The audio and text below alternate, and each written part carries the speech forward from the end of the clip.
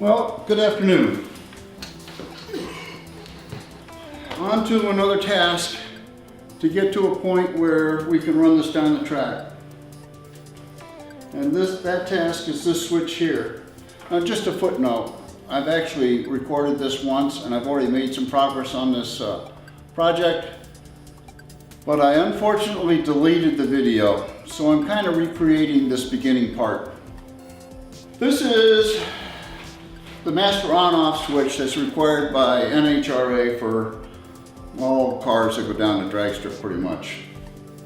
And it works fine for cars that have distributors. But when you get a magneto, you have some other problems. In that if you turn the power off and you have a magneto, the car will keep running because it generates its own juice. So what this switch does is it turns on and off just like that. They require a new switch. And this switch has on it another set of contacts.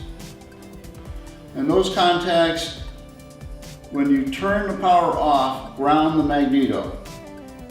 And those contacts aren't on this switch down here.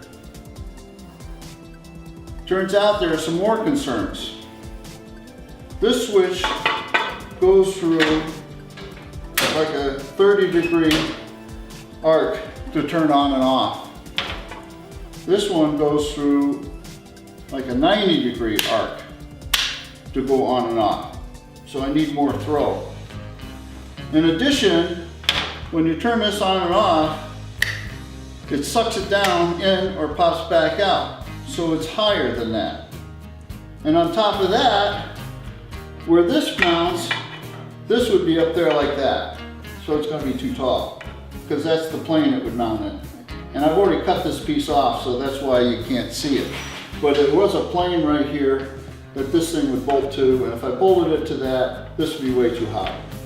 So what I got to do is make a bracket that goes from here to here that lowers the switch and allows this thing to move forward a little bit so I can do the 90-degree. And there's one other concern that I'd like to address, and that is the control in the cockpit, and I'll do a segment on that. The control in the cockpit, the handle has always been a little too far forward in the arc, so that when you actually turn the thing on, it's way through the arc. And I have this cable shortened up as far as it'll go. In order to make that lever in the cockpit come up at an angle that I want it to be at, I have to move the switch forward. By moving the switch forward, it pulls the cable out, and by pulling the cable out, rotates the arm up because the cable is on the bottom of the pivot. There's a bolt here, there's a pivot here. If you pull it like that, so it pushes and pulls the cable, and right now, the cable is as short as it'll go. So if I move the whole thing forward, it'll lengthen the cable a little bit and it'll pull this arm in a more upright attitude. So we got to make a plate to accomplish that. So let's do that. This is the segment on the control lever here in the cockpit. This is currently the on position. That's the off position currently. This point right here is fixed. I can't move it. It's a bracket that's on the chassis. So this can't be moved.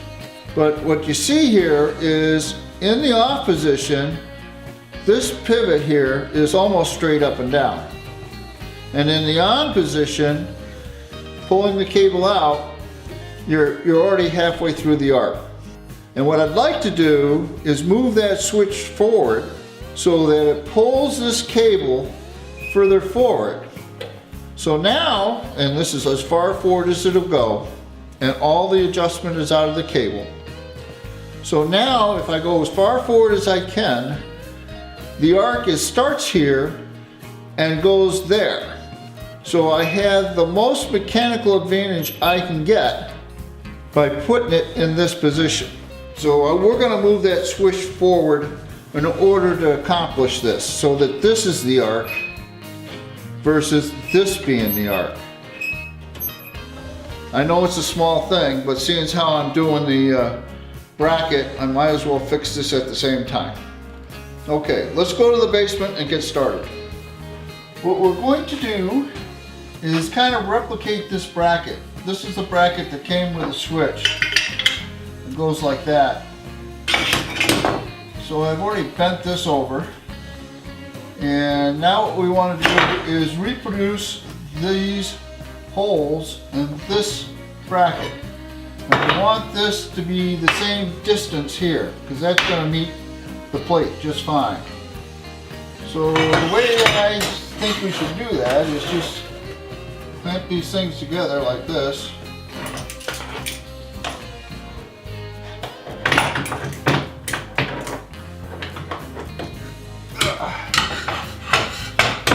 And scribe it.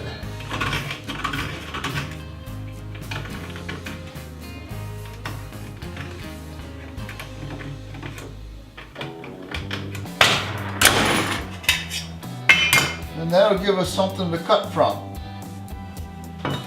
Now, I want this hole to be that far from the edge. Because if I put this up against the chassis, that's where the bracket is. So I want this distance from the hole. And that distance is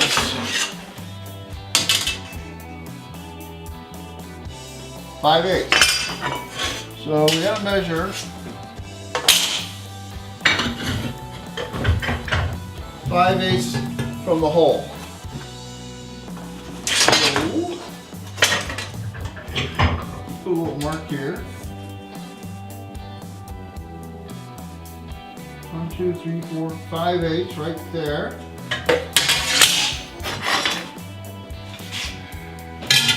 And scribe that. Okay, now, I don't know if it's my eyes or whatever, but I have a hard time seeing this stuff, so I need a light.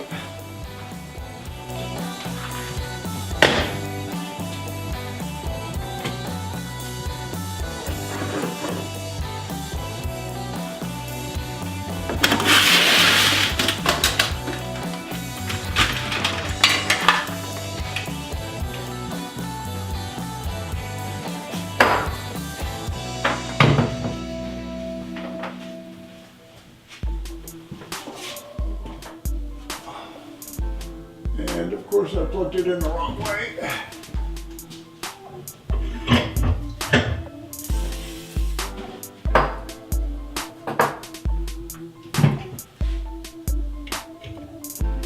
I still can't see. Oh, there we go.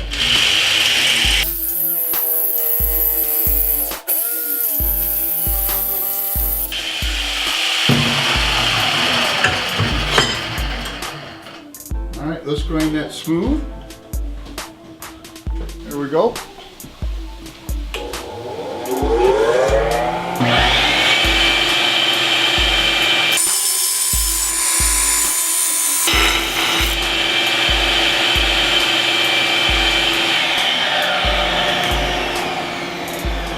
Now we got to find the hole, the center of this hole. And we're fortunate because this bracket had 4 holes in it, which has to be centered on this. And I've scribed those 4 holes, so if I draw a line through the 4 holes, I'll have the exact center of that spot.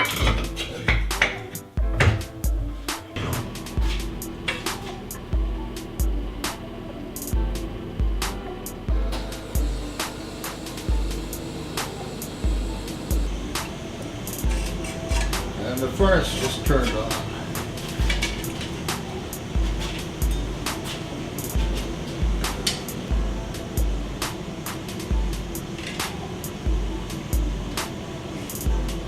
Okay, so now we have the exact center of the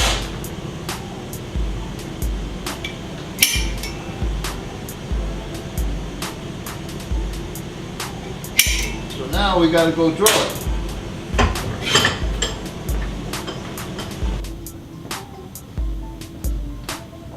This original bracket has holes in it. And those holes are for this peg. And what that does is set this gear, this switch, so that it can't turn.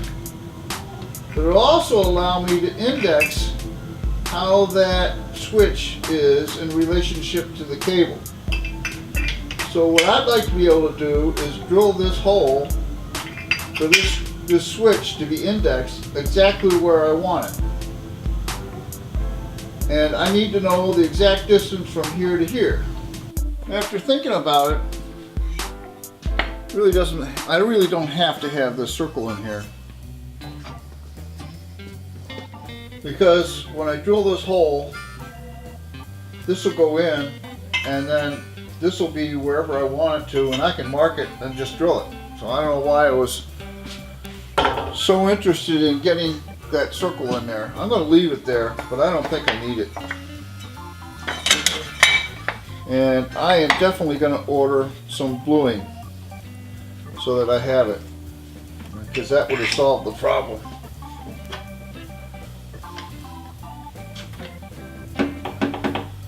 And I have no idea how this is going to go.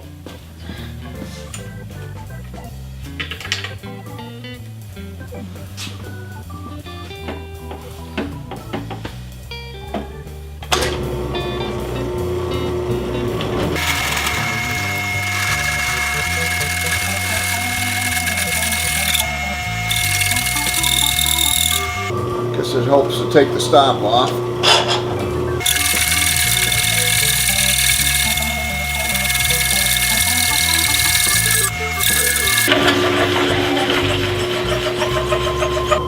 Alright, let's do the rest of the file. Still should not go through. It doesn't. And we'll take it over and we'll file it.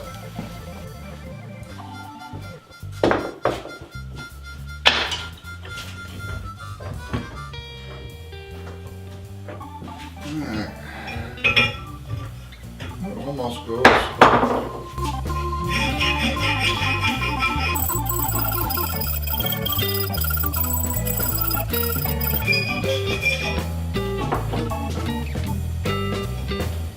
Wow, almost. One more round.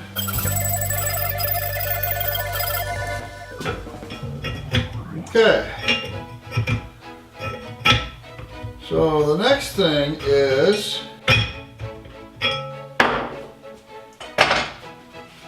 to get this angle right here. So we got to go up to the garage for that.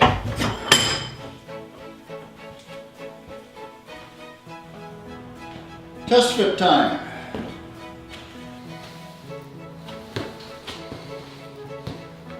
Now,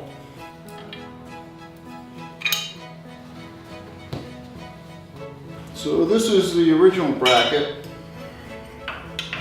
and I want to go underneath and as far back as I can, and it almost looks like it's long enough, but I want to bend this up so that I have enough metal to bolt to this plate. So this is not big enough. So this is the new one. And I want to go right there, and that gives me lots of metal down here to bend. Now, the reason I want to go underneath like that is the new switch is much taller than the old switch. And I want to take as much bend out of these cables as possible. So there's quite a bit of give there, but I want to reduce the angle as much as possible. So I want this to go underneath like that. And that works out okay, because if I put this on here and put this in here like this, it does not extend below the bottom of the chassis, which we don't want. So what I got to do is figure out the angle here to match the floor if this thing is set right there, which is where I want it. So let's clamp this in place. Okay. And now if I bring this floor over here like that, there's the angle. And that wants to be after the bend. So I want to make my bend such that that line ends up flush with the floor. So let's go figure out how to do that.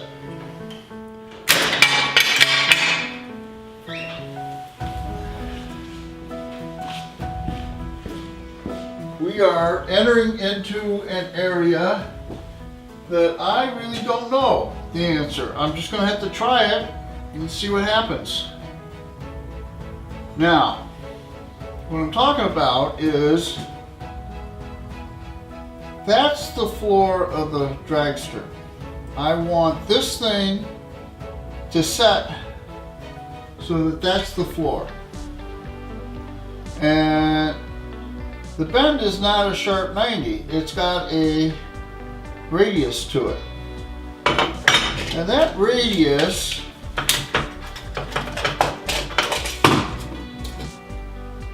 looks to be like a ½ inch. Looks like it takes about a ½ inch of material to make that bend. Move it up.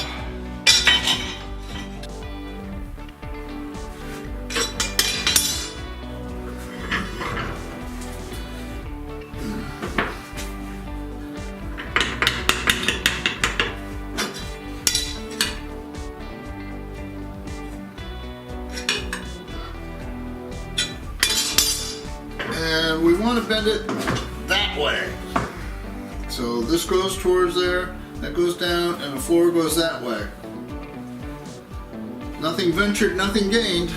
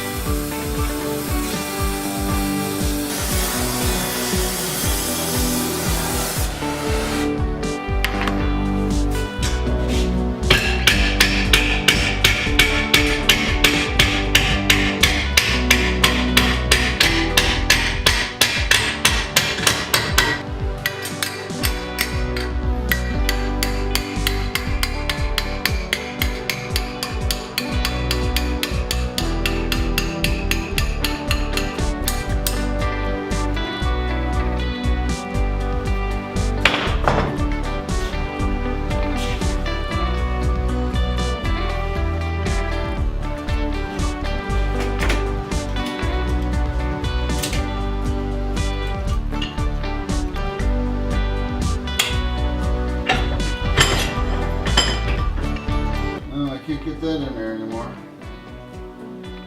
Okay.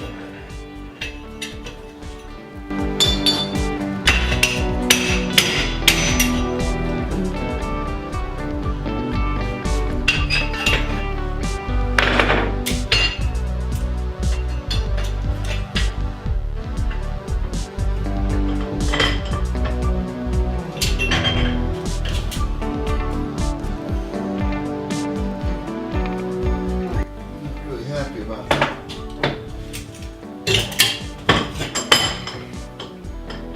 I like to be able to hit it right there.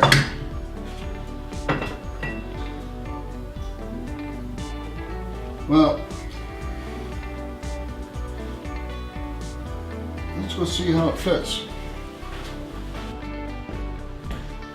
Let's do a test fit on this bracket. Now let me show you one more thing. A buddy of mine, Jim Boehly, made a new cable connector. And what he did is he lowered it down. He stepped it down to give me some height. If you see, the old one just came straight out. The new one comes out and down. So that reduces some of the height. So let's put this on.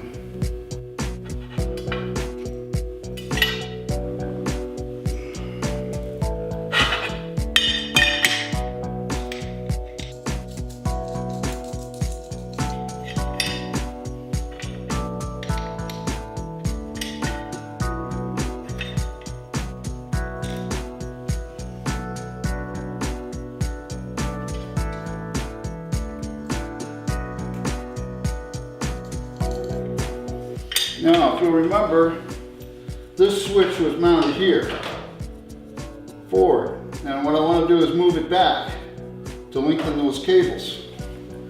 So now with this bracket, if I put the bracket there,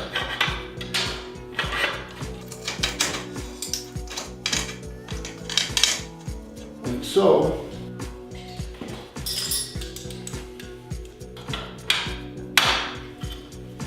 I've moved the center back. This center was up here, like that, here, and I've moved it back to there. And now these cables will go like this.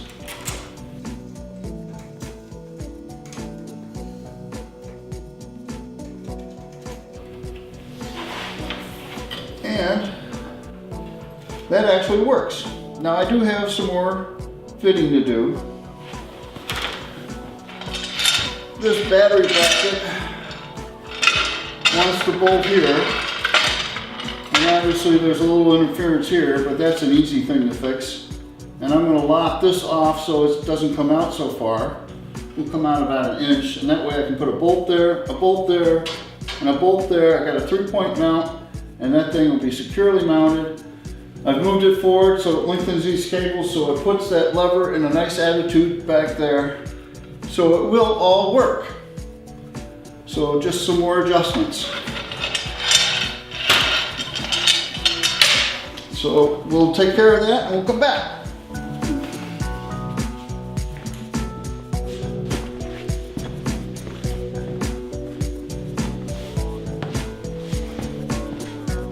Special thanks needs to be given to Boehly.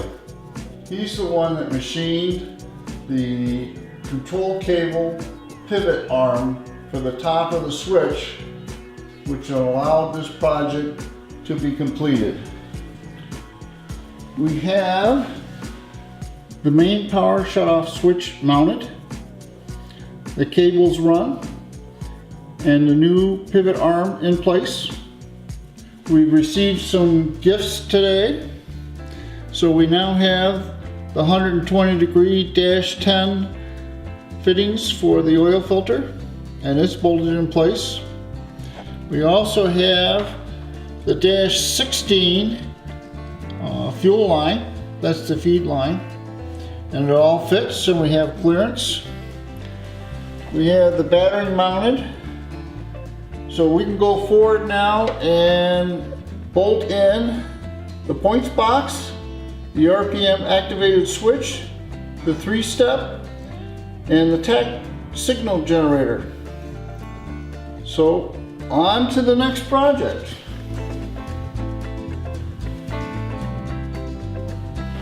If you like the video, please click the like and subscribe. There's a little bell down there. Actually, I think it's in this corner. If you click on the bell, when I post a video, you'll get a notification. And then you can watch that one. If you don't like it, you can always click the thumbs down. Have a good day.